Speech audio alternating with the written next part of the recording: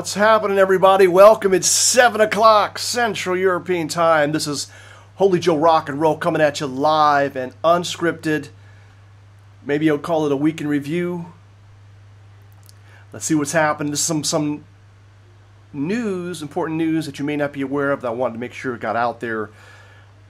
We may have finally seen a changing in the tides, finally, where this week Italy has said that they are seriously considering turning back these so-called refugee boats.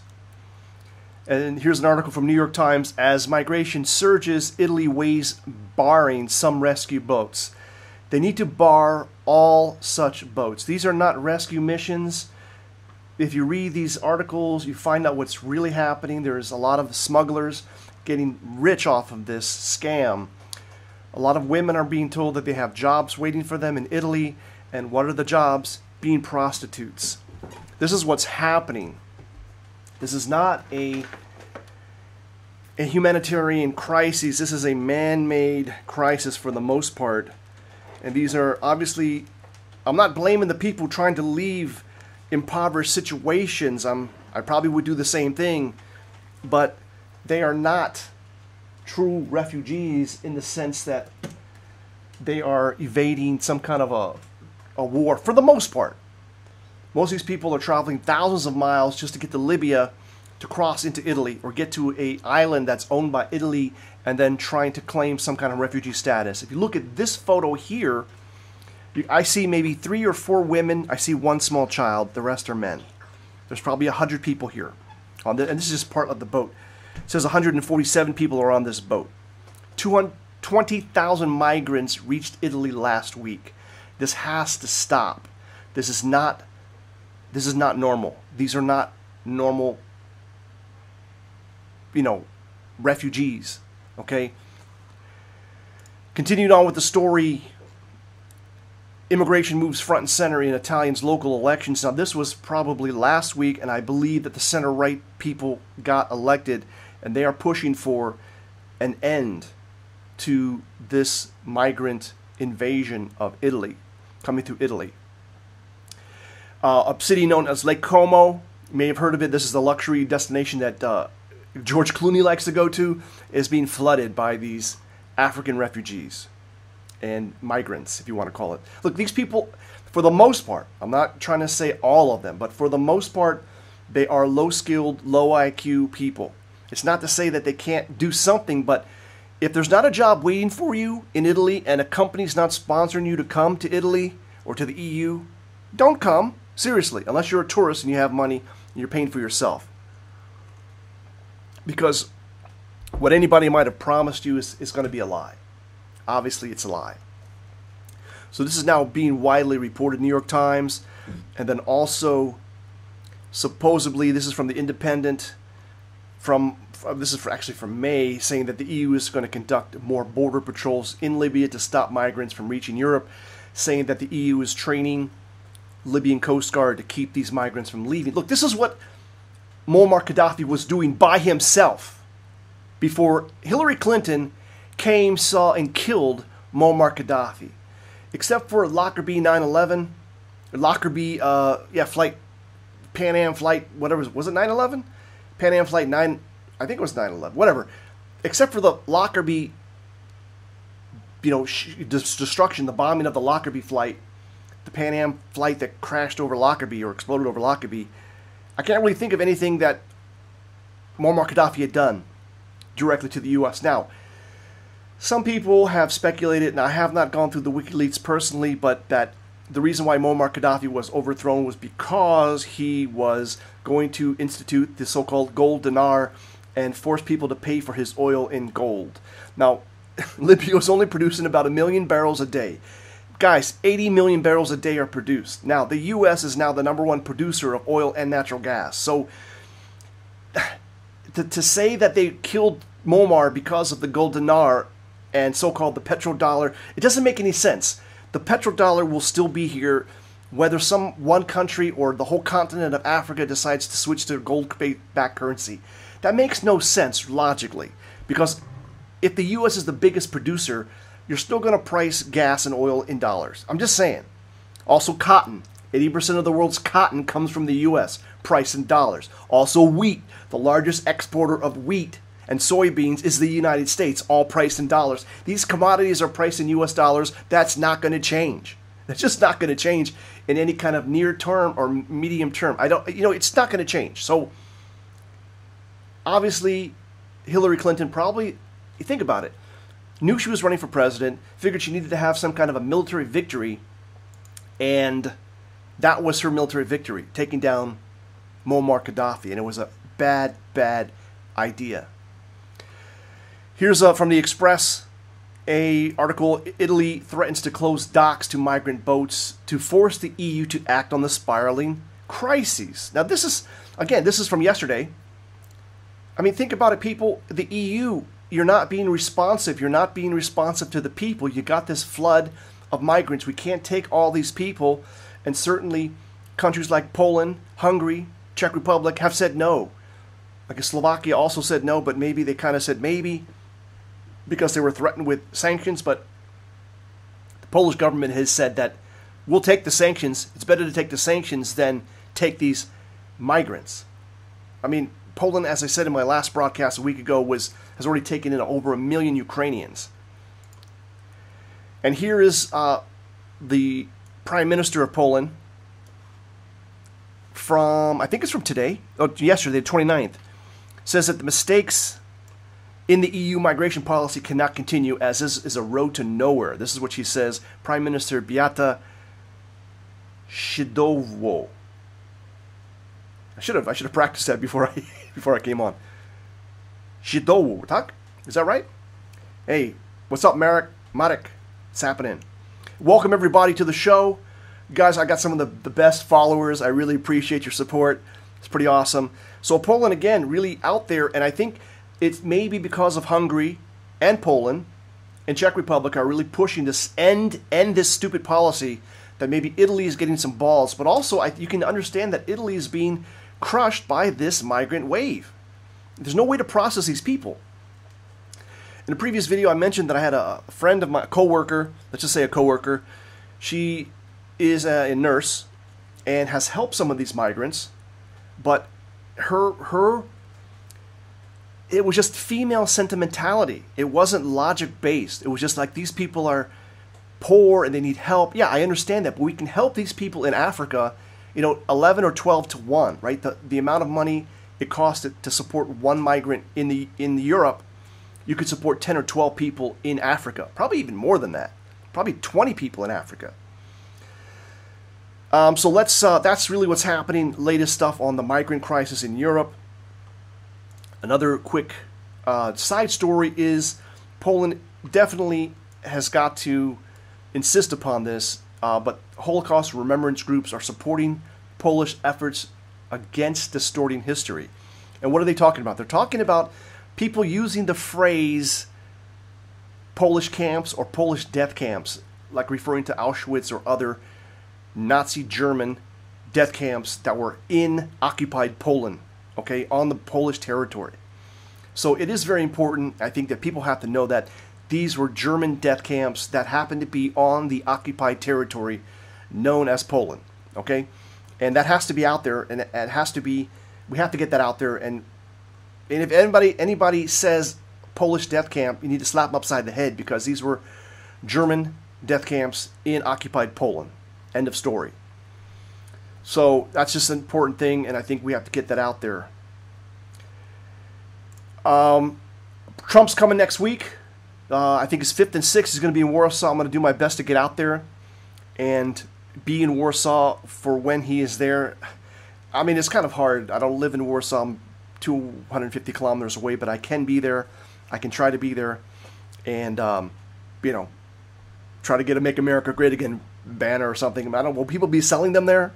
I don't have one, but Trump is coming, and he says that there's this article from Radio Poland says that Trump is going to celebrate Poland's emergence as a European power. And that's really critical, and not even a new concept. I don't know if you guys know about this. I want to share with you, hopefully this is the next link. Where is it? Here we go. In George Friedman's book, The Next 100 Years, which came out probably, I want to say, late 90s or early 2000s, this book has got to be at least 10 years old. George Friedman, whether you like him, hate him, or don't even know who he is, really predicted this. He predicted that Poland would emerge as basically the Germany of Eastern Europe. And you can see that happening. And he based that on historical terms, but also just the size of Poland, the number of people in Poland, and also just many other things about Poland. That Poland just has that ability to resurge back to its maybe former greatness, coming back in fulfilling that role of sort of, and I don't mean this in a bad way, but like a juggernaut of the eastern part of Europe, Central Eastern Europe, okay? And that's happening, already happening. George Friedman is not the first person to say this. I remember, I can't think of his name, he was on the John McLaughlin group, or the McLaughlin group, who said this probably 15 years ago. He said the same thing. I think that individual might have passed away, who said that. Not John also passed away, but anyhow, the foreign minister from Poland is saying that he is hoping that Trump will make a declaration on U.S. troops in Poland. Now, as you know, there are rotating battalions, about 1,000 troops at least, that are rotating through Poland and also some of the Baltic states. But there is an emphasis or a request, I believe, from the foreign minister to hopefully have these troops stay longer, be permanently based in Poland. Honestly, I don't know, you may be afraid about this geopolitics. You may be afraid this is a thorn in Russia's side. But let's be honest, people. The troops, even the troops that were in Germany during the Cold War, were basically there as a tripwire, in case the Russians or the Soviet Union invaded Germany through the Fulda Gap. That was the whole possibility, right? They're really there as a tripwire. They're not really aggressive. They're not really doing anything bad. And in fact, it definitely is good for the local economy for having these troops there. Most of them just stay on the base or wherever they are. But when you have, look, as long as the dollar is strong and you have Americans in your country that have a job, they're working, they're not taking jobs from the local economy, they're going to be providing jobs, right? People have to work at the commissary, which is a shopping center, at the base exchange, and depending upon the SOFA agreement, which is a Status of Forces Agreement, SOFA, depending upon the Status of Forces Agreement that Poland makes with the U.S., a lot of those jobs are going to go to Polish nationals, Polish citizens. So it's a good thing. I mean, it's a good thing. So let's see what happens. That could be good for Poland to have, a couple thousand, U.S. troops based somewhere. It's not going to be bad, I don't believe. What else we got? Oh, God, wow, big news. I don't know if you heard this. Trump gave a speech just the other day, I think it was yesterday, on American energy. This was just phenomenal. This was a phenomenal speech, and if you get a chance, it's on YouTube. Here, this is Time Magazine has it on their thing. President Trump says he wants energy dominance. Okay? This is finally, God, I mean, I'm so excited. We have been talking about this in America for 30 years, right? Ever since the 1970s, when Saudi Arabia and the Gulf states jacked up the price of oil, right, tripled the price, and created the energy crisis in the United States. We've been talking about energy independence. How do we get it? And maybe it was a pipe dream until fracking came along, okay? But once fracking came along and we knew that we had this energy, but it's in narrow columns, right? Or horizontal columns, these shale formations. And the technology did not exist until recently to horizontally drill, right? Now that we can horizontally drill into these shale formations, we're able to pull out natural gas and oil. Oil was really the key. They knew they could drill straight down and they would get some oil, but it was too expensive to drill a bunch of holes through these shale formations. But when you can do horizontal and fracking, you just have one drill bit coming down, it turns, goes horizontally, starts cracking the shale rock, releasing oil and natural gas. This is putting us into a major positive position. That is not only energy independence, but energy dominance. What Trump is saying is that we are going to continue the effort to not only produce and be energy independent, but start exporting oil to our friends and allies. And we saw that where the first LNG, liquefied natural gas, shipment was delivered to Poland just about a week ago, a week or two ago.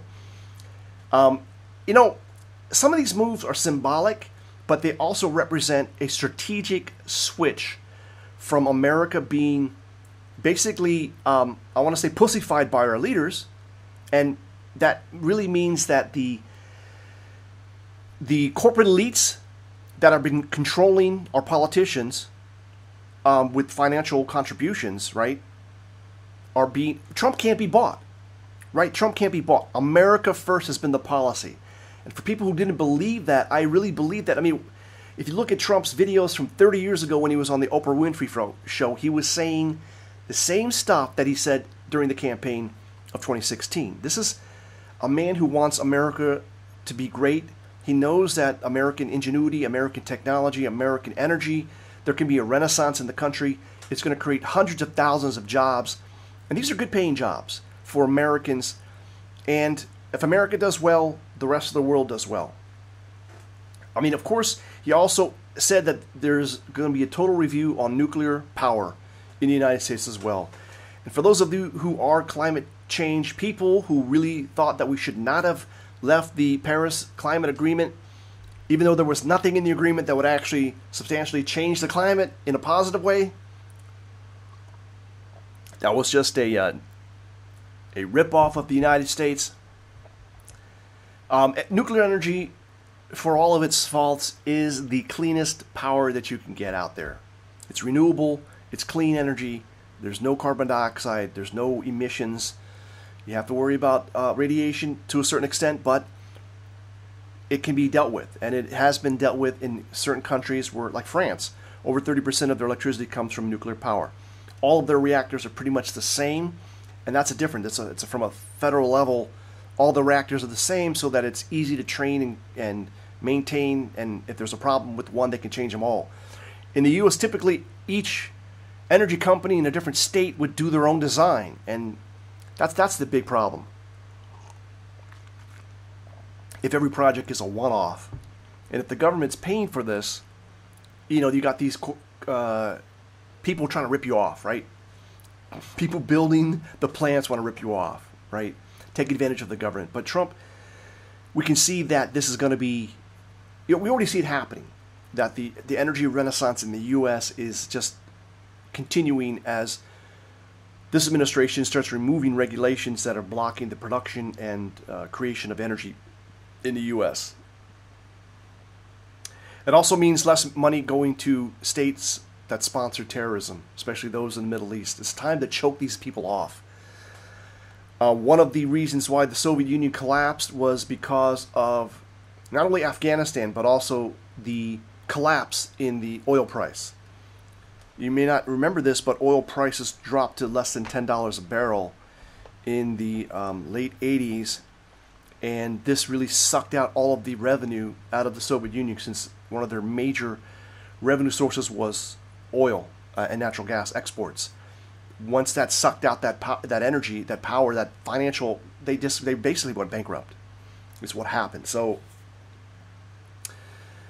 if this continues in this positive way, we can certainly see that America, the American century, is here. This is a new American century. For those of you that were afraid that America was on the decline, and there are certain things that are on decline, but with this administration, I think it is changing to the positive. So, yeah. Trump mentioned the exporting of natural gas, coal also. He mentioned coal also. Yeah, he said coal, you know, America has over about 100 years of natural gas available. I think he said 250 years of coal available. And of course, nuclear is basically, it's unlimited pretty much. It's renewable. If you use a fusion reactor, you can re-energize the uranium and bring it back to be used again. So that's all I have. If anybody, I didn't fire up my Skype. If anybody wants to hit me up on Skype, they can. Where'd it go? I'm at Holy Joe Rock. You can talk about anything you want to talk about. Holy Joe space Rock is my Skype ID. Does anybody want to call in using a telephone? I have a phone number. It is, get this, you ready for this? I'm only going to say it once. 331. It's American. It's a U.S. number. 331 Holy Joe. That's pretty badass, right? 331 Holy Joe. If you want to call in, that phone call will be transferred to my phone here, and we can take your call on the air. 331 Holy Joe. So this, yeah, 331 Holy Joe. That's right, John. Area country code 1, of course, right? If you're in the U.S., you can try it. So if anybody wants to try that, even just for fun, I got a little app here that's supposed to take your call. Oh, here it is. It should route that phone call here if anybody wants to try it. But the only bad thing about the chat, the live chat, we got super chat. If you wanted to make a contribution to keep this channel on the air, you're welcome to do that. I really would appreciate that. I want to thank everybody who has sponsored this show. I don't need a lot of money. I mean, but it's always good to have a little bit of coins, a little bit of spare change to keep things flexible, right? The show does have some expenses. I just bought legally, finally, some of the software that I do use for the show. Let's leave it at that. So I got a volume package or volume discount, whatever it is. But anyways, I went ahead and did that because you guys are sponsoring me, and since this is, you guys are paying for it, so I might as well put that money to good use. So that's what the money is going for. Contributions are going to pay for whatever I need to keep the show going. But I don't have a Patreon account. I probably should do one. I'm coming up on 2,000 subs, and I think it's probably time to go ahead and open that. I don't know what they're. I don't know. I mean, I guess I'm on vid.me, which offers something similar. I guess they call it followers versus subscribers. Where if you subscribe to my channel or follow me on vid.me, you can subscribe. I'm gonna be putting up at least on vid.me some behind the scenes stuff about this channel. So people have been asking me about my equipment, what's my setup. I'm not gonna give that information away for free, people. I spent years perfecting this technology. I spent years, being a cheap FUCK, trying to make this thing work on a budget, and I got it to work. And I can tell you this, I'll just tell you this: if you've got a computer, a pretty decent computer, either Windows or Mac, and about $215, yeah, it's about $215, assuming that your computer has a camera, you can do this setup. And I'm going to do a behind the scenes for the sponsors of the channel who may probably be interested in that kind of stuff. So I really appreciate everybody and being on the show, being on the call. Anything else? Anything else people want to talk about? I don't see anything. Any new topics? Things are pretty good here in Poland. It's been hot. It's June 30th. Kind of unexpectedly been pretty hot, like in the 90s, 90 degrees Fahrenheit, which is around 30, 32 degrees centigrade. The last few days, been some rain, been some storms, at least in the Krakow area. So that's what's been happening here. Otherwise, I got a video of some of the things that I've witnessed in the Krakow Rynek. Really nice, beautiful things that have been happening, and I'm going to put that out soon. It'll be a it's a serious video, but really going to show you the dichotomy between what's happening in Krakow and what's happening in the rest of Europe or Western Europe. Air conditioning is not that common. Obviously, companies, businesses will have air conditioning. Obviously, the malls will have air conditioning, but most houses will not have air conditioning. It's not really standard. It doesn't get that hot here that often. I mean, like I said in some videos before, you maybe get about a 2-week patch where it's in this temperature range. Humidity is generally speaking very low. You know, definitely compared to New York or compared to Chicago. Oh my God, compared to Florida. Humidity here is like, you don't even feel the humidity. It's very low humidity, I would say, generally speaking. But Martin, you think so? That's a good idea. He's suggesting I do a video on 10 things that shocked me about Poland. Okay, that's a good idea. I think about that. I mean, the only thing that shocked you is the napkins at the restaurant, right? All right, it's a good idea. All right, so I'll do that. I'll work on that. And putting ketchup on pizza. That's pretty shocking. Not a big deal. I mean, it's not a big deal, but it's definitely, I guess you could call that shocking. So guys and girls, this has been great. I don't know if you saw, I released the sort of the beginning of Polish grapes to Polish wine. It's not really episode 2. I did a trailer, did an episode 1, did an episode 2. Episode 2 came out, and it really shows you the beginning, starting in April of 2011 when I planted those grapes near Lublin, and that was really what started everything off. It just really was based on a dream. It's all about a dream, people. And it's all about mindset. It's all about mindset. One of my sons was asking me, what does that mean, mindset? I said, listen, if you don't mind, it don't matter. That's part of the mindset. The mindset is, if you think you can do it, you can do it. If you think you can't do it, you can't do it, right? You're right again. And for everybody out there, this is maybe a little bit of a motivational pitch. Excuse me, but pure motivation all by itself is not enough. You need to have some strategies to accomplish your goals. What are your dreams? Dream big. But strategies are basically, think about baby steps. If you want to do something big, like for instance, I wanted to grow grapes in Poland to make wine. Well, what's a baby step? What would be like something small? Well, something small would be, our first step would be just plant some grapes and see what happens, right? So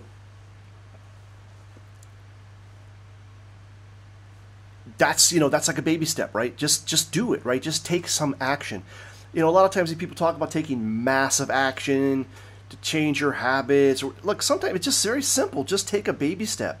Just think about what is something tiny, a small thing that you can do that will make a change in the direction that you want to go. So, as I said in my case, wanting to plant grapes in Poland, what could be a small thing that you could do, and that was it. Just plant some grapes. Just get some grapes and plant them. So, yeah, that's a good idea. I got to do that. I noticed that, yeah, that channel jumped. That's crazy. That's crazy. I don't know if he's getting, I don't know him that much, but this guy, there's several Americans now, I guess, reaching some kind of prominence here on YouTube. And this guy, his channel did pop up, so. Oh, I didn't know that. Kajin philosophy, or Kajin, to do small stuff. Yeah, I didn't know that. This is my own strategies, my own personal approach to taking care of business. Is just make baby steps and just continue to move forward. Don't give up, and you can accomplish what you want to do. I mean, it takes time. But people are asking me, how do I have the time to make music, make videos? I've got a family, I got a job. How do you have time for that? Well, it's just it's just people say talk about time management. How do you time manage? I'll give you one strategy. Now, I discovered this totally accidentally. Somebody else reported it as one of his strategies, but I've been doing this for years, and I didn't even realize it. But I drink coffee in the morning, right? Just normally, well, whatever, since I've been, I don't know, since I started working. And when I started working and the companies didn't provide free soda, which my software companies I worked for in the beginning had free soda, free colas and whatever. But after that, the companies didn't offer free stuff, so just switched to coffee, right? The real deal. So I usually drink coffee in the morning, and then I'll drink tea for the rest of the day. Cold tea, hot tea, whatever, doesn't matter. Now, I noticed that, before I go to bed, I may drink a couple of glasses of tea, right? Usually, whatever, I make a pot, I'll drink a couple of glasses of tea. Now, guess what happens? Obviously, you don't want to go to the bathroom before you go to bed, but drink a couple of, about 32 ounces, 32 ounces of something. Liquid could be just water, but tea is just flavored water. I don't usually even put sugar in it anymore. And guess what will happen? If you fall asleep, right, naturally you're tired, you go to sleep, your body will go through the normal REM cycles, and when you're finished with the REM cycle, by that time the kidneys will have processed the water in your bloodstream that digested through, and you'll have to go to the bathroom. You will wake up naturally having to go to the bathroom. And guess what? When you wake up after drinking a lot, water, I'm saying water, since your body woke you up after the REM cycle, you're not tired. You don't feel tired at all. So I often get up at 4:30 in the morning because of this. I'll get up at 4:30 in the morning. I'm not tired. I'm totally refreshed. Maybe I slept 4, 5, sometimes 6 hours. It depends. And I'm totally refreshed. I'm good to go. So I'm up 4:30. I can do stuff, right, before I have to do my work. So this is a tip. Try it. Okay, try it, okay? As long as you're, what do you call it, potty trained, right? Try it. But that's one tip to give you some more time, right? And now, if you wake up at 4:30 in the morning, you probably will be tired or exhausted around 10:30 at night. So then just go to bed, right? When you feel really tired, do it again. Drink something, go to bed, and you'll feel better. Yeah, 4:30 a.m. That's sunset here, by the way. If you check the calendar, sunrise. In Poland, people don't realize it, but sunrise is here, as early as 4:10, 4:12. I've been working sometimes overnight, and suddenly the sun's coming up. I turn off the lights, and I'm like, man, it's 4:30 in the morning, and it's sunrise. So it's not super bright, but the sun's up. Yeah, I'm an early bird, and I'm also I'm a vampire. You know what I'm saying? I can. When you're developing software, which is one of my skills, one of my passions, sometimes the best work you do is after midnight because it's totally quiet. It's totally, even like whatever noises from, not even just cars, but just energy in the air, it's gone, and you can really focus. You can really focus a lot, get a lot done. I got somebody calling me. See if I can get you.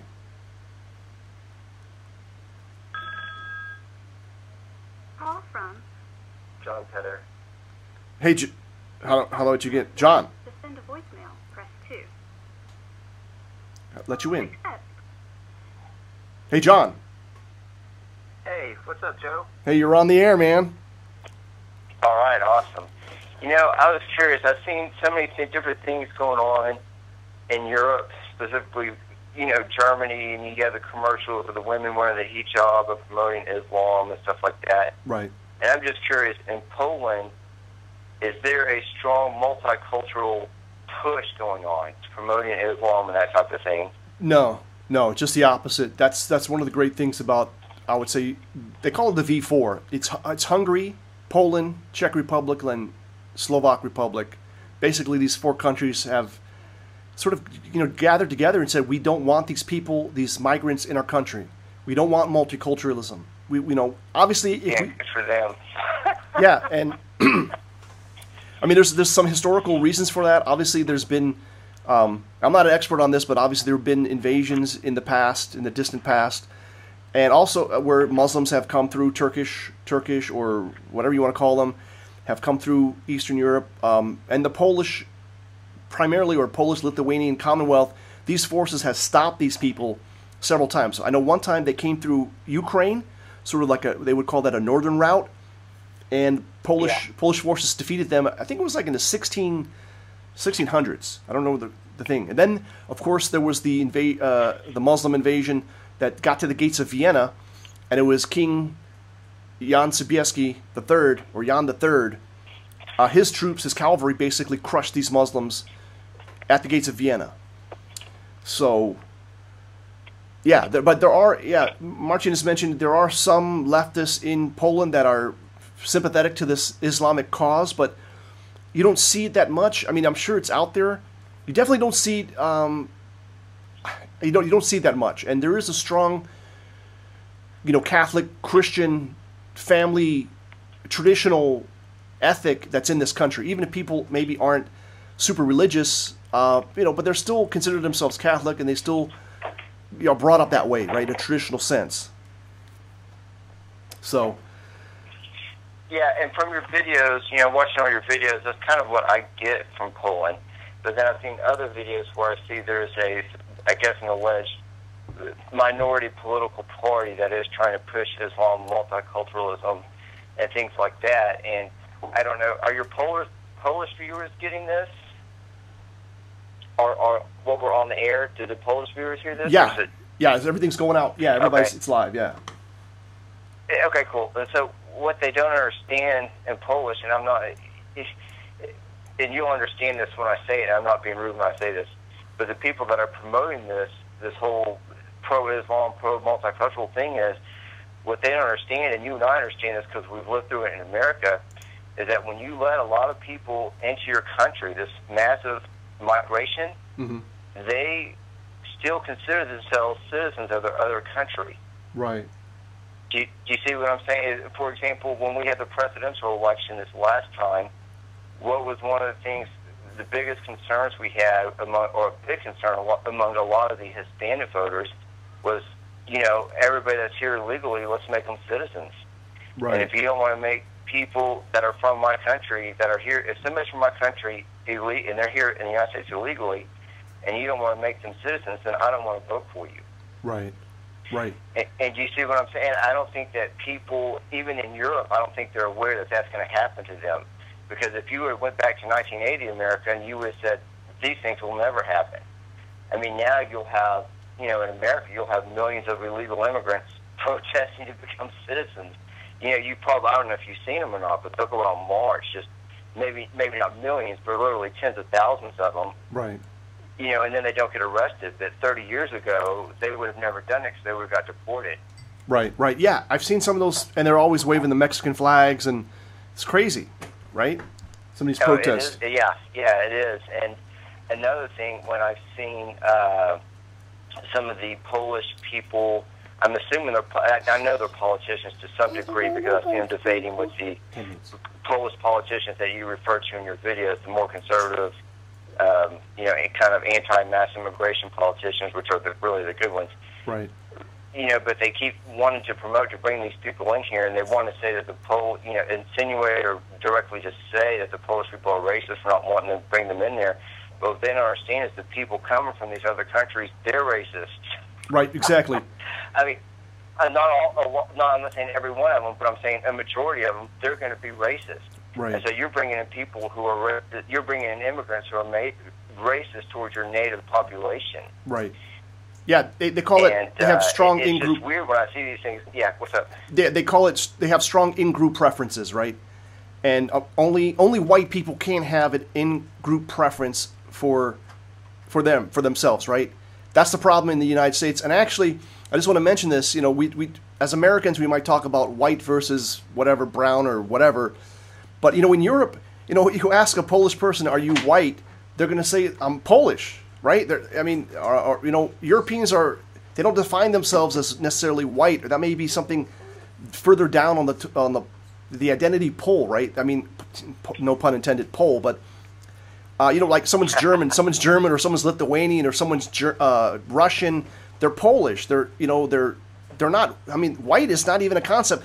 The only reason that white came into the lexicon in the United States is because blacks came to the United States, right? Or blacks started moving to the north. There was no concept of white versus black, really, in the United States, except, I think about in slave times, there was obviously that concept. But the more recent immigrants that came, like, say, at the turn of the century, 1890s to 1910, these were like German, Swedish, Polish, Lithuanian, right? And there's a great book by a guy named E. Michael Jones called The Slaughter of Cities. And he really goes into detail on this, that these people were, basically living in homogeneous neighborhoods, most of strong ethnic groups, strong ethnic neighborhoods. Like most of them were Catholic, and this push after in the 60s really was to break up these strongholds. And what they did was they brought up all these blacks from Mississippi to the north. And in this book, he really details what happened. Like, for instance, St. Louis, which was a strong Polish Catholic community, they built these projects, housing projects for these blacks, like right in their backyard when there was plenty of room. They did the same thing in Detroit. And the reason was to create white flight, to break up these neighborhoods. And it actually was, he defines this in the book, it actually was an alliance, believe it or not, between the Jews and the Protestants, because the Protestants and the Jews were afraid of the Catholic dominance in the United States, which really culminated with the election of John F. Kennedy in 1962, I believe it was. So if you, it's all in there in the book, The Slaughter of Cities, and it is also documented in the Protocol of the Elders of Zion. People want to say the book's a fraud. The book's a forgery. Oh, that's what they say. The book's a forgery. But a forgery of what? What's the truth then? If this is the forgery, it's close enough, because this is what has been the playbook of the globalists / communists / Zionists. This has been their playbook. It's all in that book. It's all in that, so anyhow. Thank you for your call, John. I really appreciate it, man. No, it's all very interesting. Another interesting point is when, the only time, if you don't want mass immigration, they always want to say you're racist, but I think that only applies when you're a white majority country. I don't see them saying things to China or, Japan or other countries in Africa when they have a lot of immigrants. I've seen in Africa where they're just going through and they're just destroying the immigrants' properties, their stores, their businesses, and everything. But nobody's calling them racist, and really it's not even covered by the mainstream media here, which doesn't surprise me, but I see the videos on YouTube. Right. From individual reporters from different networks. So it's very interesting. I just wanted to get your take on that, because from everything you say in your videos, it sounds like they are pro-Christian, pro-Catholic. Right. But then occasionally I get a video, I'll see a politician saying we need to do this, and we need to bring in more Syrian refugees and blah, blah, blah. I'm thinking, y'all don't understand what you're doing. If you want to help them create a safe zone in Syria. Yeah, absolutely. Some of the stuff it just makes... And it'd be a hell of a lot cheaper than bringing them all the way here. And technically, by the way I understand the UN law, is that if you're a refugee, you got to stop at the first country you arrive to. That's correct. That's correct. You can't just keep on going till you get to a country you want to be in. You're supposed to stop and settle where you're at. So this whole thing is weird. And Germany is really screwing everybody, again, like they did in World War II, right? With all this crazy refugee resettlement stuff. Yeah. Yeah, they brought it upon themselves, and Merkel needs to really back down and stop this. Just put the kibosh on it. It's real easy, I believe, to stop these flows. How are they getting to Europe? At least the people coming through Libya, they're mostly African or sub-Saharan Africans. They're coming by boat, so you stop the boats. But we know that George Soros is funding so-called humanitarian people that actually send boats 12 miles off the shore of Libya and pick these people up and then deliver them like a taxi service to Italy or to an island, an Italian island. So it's total corruptness on that side. And then also on the Greek side, people coming through Turkey, they're coming on these rubber rafts. You turn a couple of boats back. Or, you could have a policy like this. I could support this policy. You make it to the shore, you're here illegally, we'll give you a shower, a hot meal, and you go back to Turkey. But that's it. Thanks for coming. Well, bye-bye. I think and I agree with that. And I think that one thing we should do in America, which maybe that will work over there for you guys in Europe or Poland, but I really think in America, but we have such a problem with this illegal immigration, and it's just like a joke to the people from Central America, like they don't care, respect our borders. But I think they should pass a law that says if you get caught entering the country illegally, you can never become a permanent resident or a U.S. citizen. Right. Just permanently. That's it. You're banned. Right. Yeah. I'm sure it's very interesting because since Trump took over, you know, I have some family members that work for the immigration service, like the housing centers. Yeah. And usually they have about 100 people, and they said since Trump took over, they have like 25 has been the most they've had.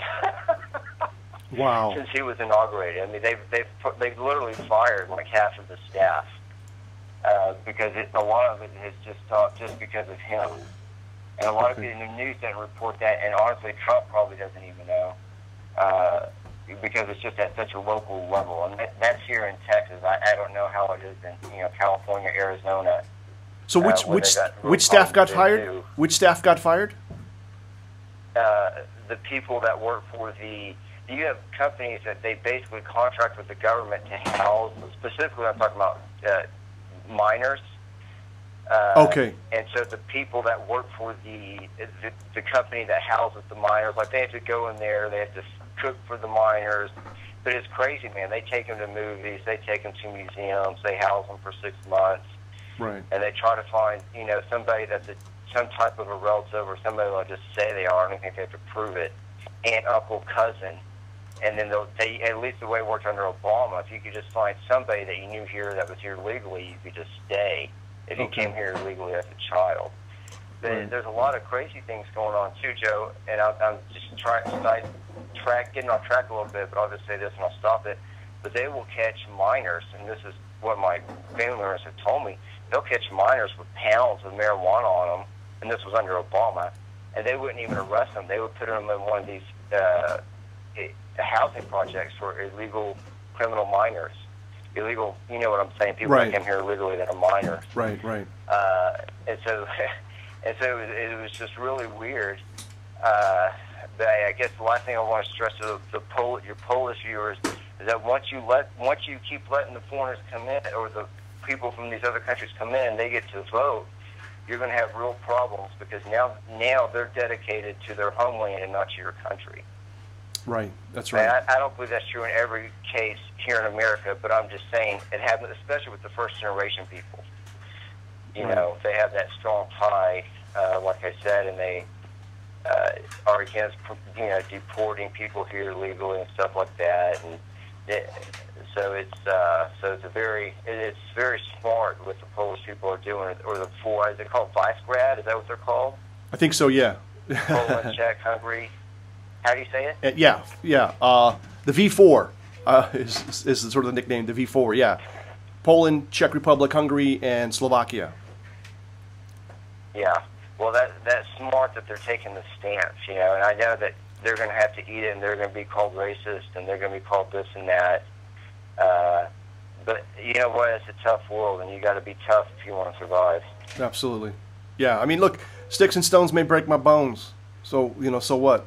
So there've been 0 terrorist attacks in Poland, successful terrorist attacks. Now, I know there've been a couple of plots that have been broken up by the Polish police, but so far, knock on wood, there have been 0 terrorist attacks in the United States.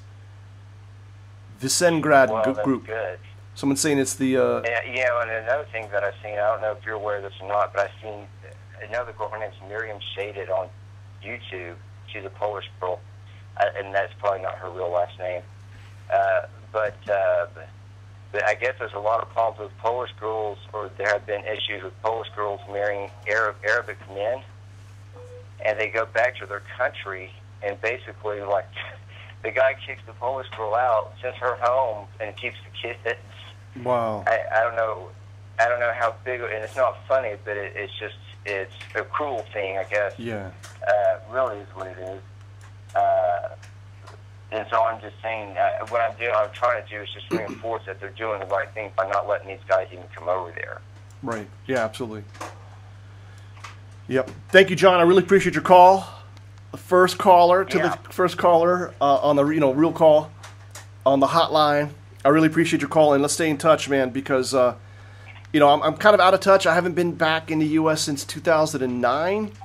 But obviously, I'm following what's been happening. I was really key on what was happening for the election, during the election process, and really was supporting Trump because I knew it's what has to happen to make, not even for me, because I have no plans to return, but for my kids, I like them to have at least the potential of going back, to a better America for whatever opportunities that might be there for them, for whatever, either for study or for work or whatever.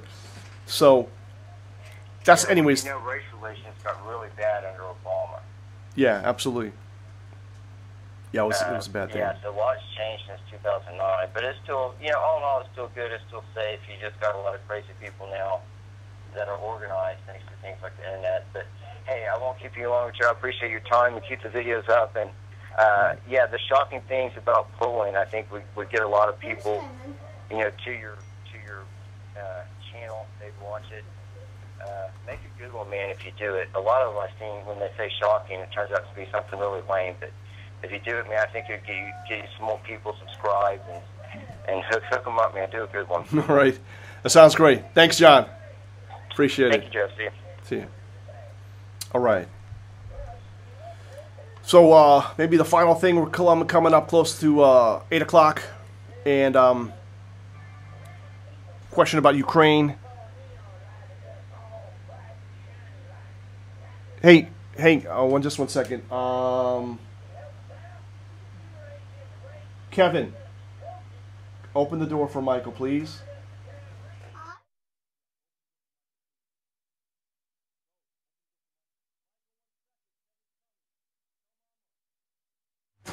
Okay.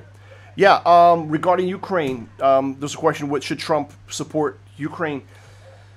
I mean, I think the U.S. does support Ukraine to a certain extent, but, if it's not something to go to war over. I don't think the United States should get involved in any kind of a hot war with Russia over Ukraine, especially if Germany, for instance, doesn't seem to be concerned about it.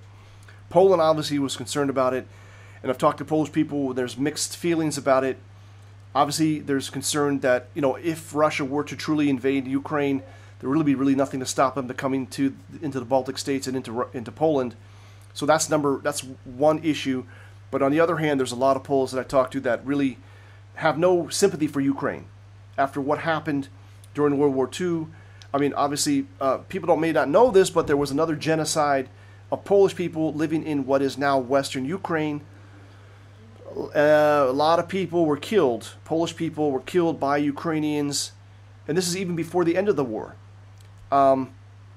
Just crazy, just brutal murdering of. And I did a video on that movie, or at least I talked about it. It's really horrible what happened. And so a lot of people who know the history are like, fuck Ukraine. Basically, that's the idea. Let them fight for themselves, and I also kind of agree with that. If Ukraine wants to be an independent country, fight for your independence. You got 1 million Ukrainians came to Poland since the war broke out. Now most of them are economic migrants, but because they're Ukrainian, they kind of fit in. They are easy to assimilate.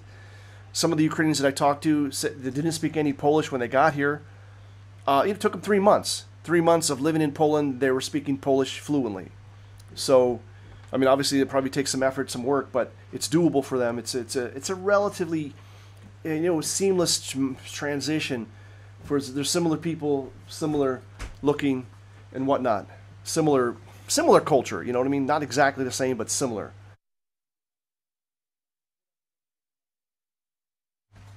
So, yeah.